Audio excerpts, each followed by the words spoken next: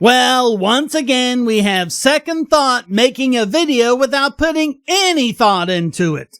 This time, he's gonna try to tell us all about recessions, even though, as we've seen before, he knows as much about economics as a turnip knows about life in the Andromeda Galaxy. That made him laughably wrong about the so-called opioid epidemic. It made him wrong about the internet. It even made him wrong about what jobs are. So you've been warned, folks. Let's get into this. We're in a recession. Maybe. Maybe not, though. Yeah, thanks for clearing that up. The measurement economists use to see if we're in a recession is 2 months of negative growth of real, seasonally adjusted GDP. By that measure, we were in a recession last year, but not now. It's been at least a year since people started talking about a possible recession. Nobody's really sure when it's coming or if it's already here. I don't know about you, but I just feel so much more full of knowledge after watching this. Okay, he goes on like that for a while, so I'm just gonna skip to the part where he actually talks about what a recession is and what causes it. In the meantime, he gives a description of GDP that's so full of fail I could make a whole other video out of it, but let's stick to the subject at hand. Let's get to the part where he blames capitalism, because you know that's where he's going with this. It's just a part of life. But it's not.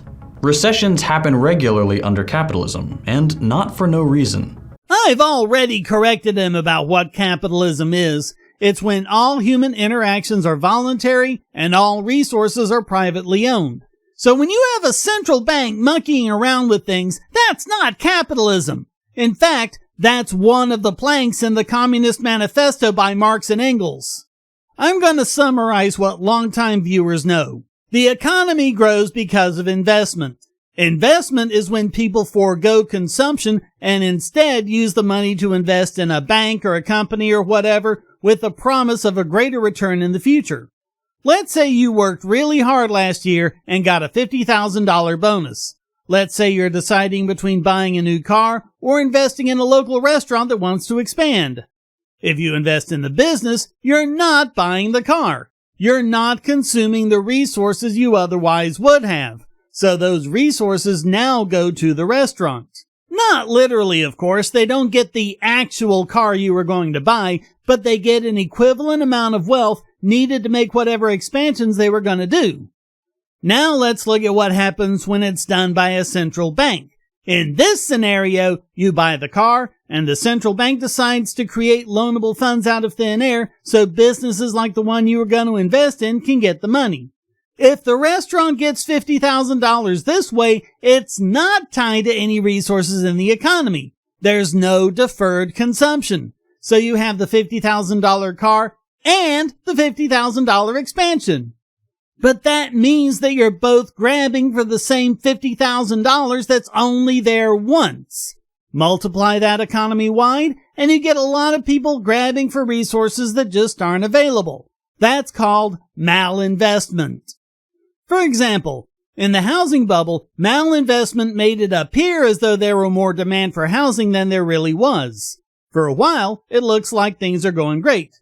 But then the chickens come home to roost and it all falls apart.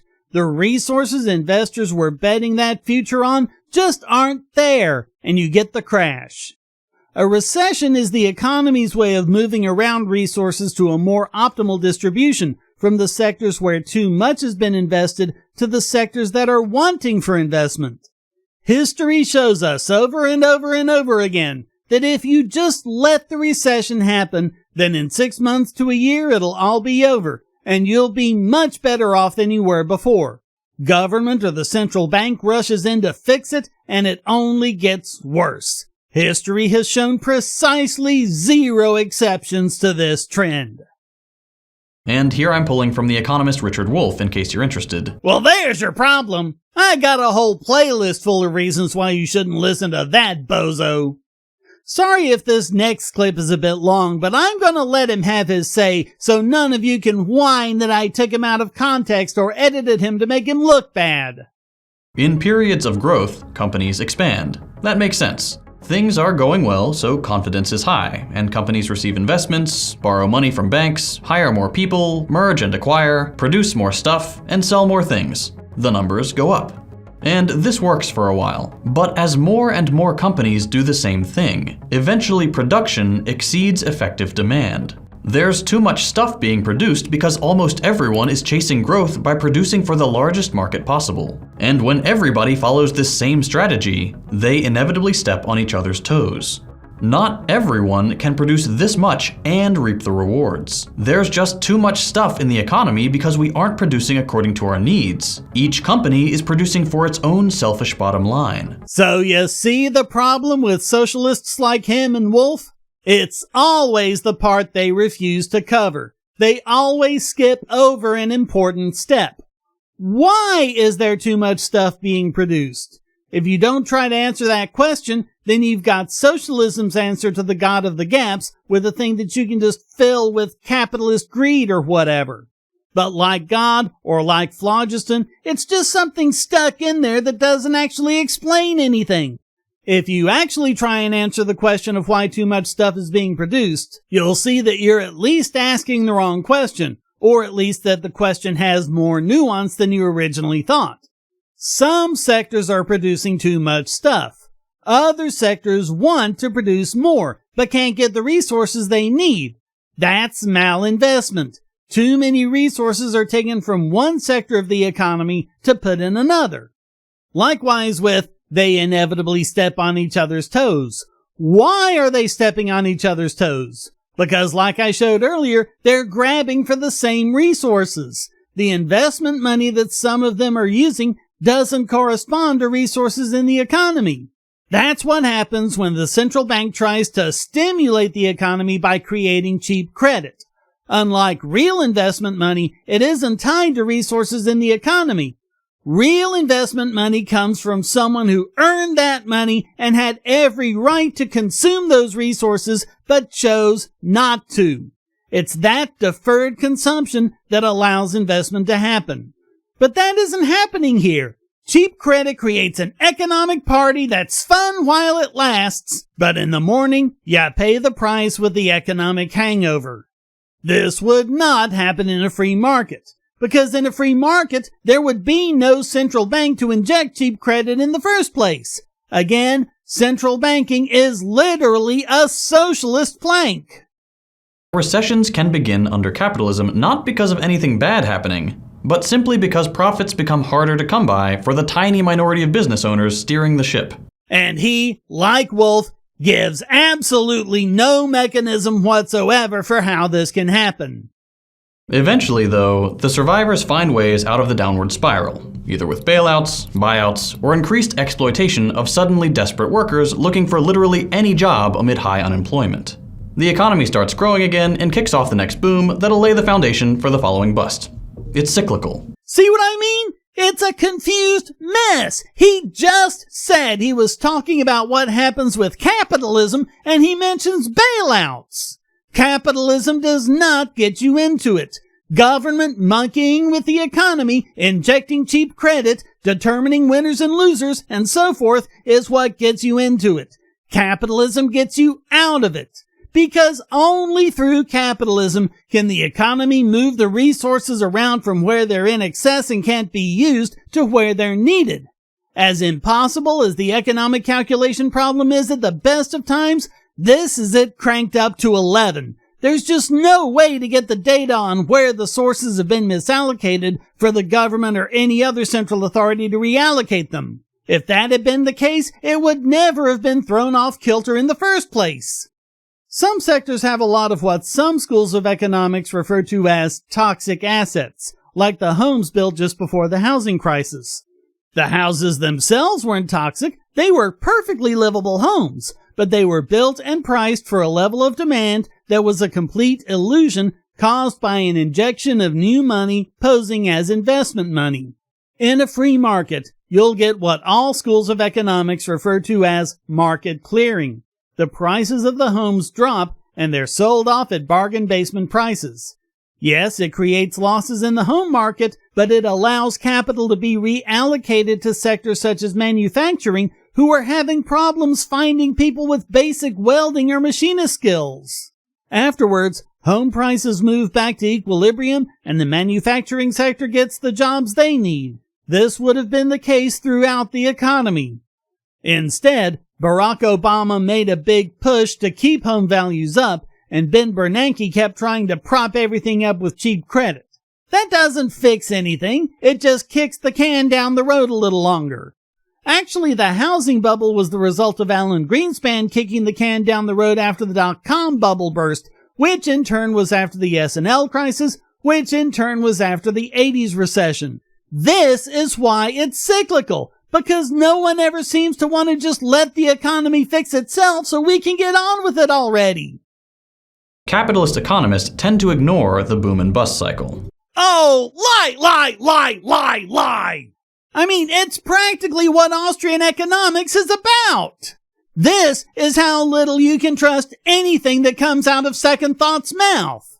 And he spends the next 4 minutes trying to say that capitalists benefit when capitalists, in other words, business owners and workers, lose out, and it's government, banks, and their cronies that profit.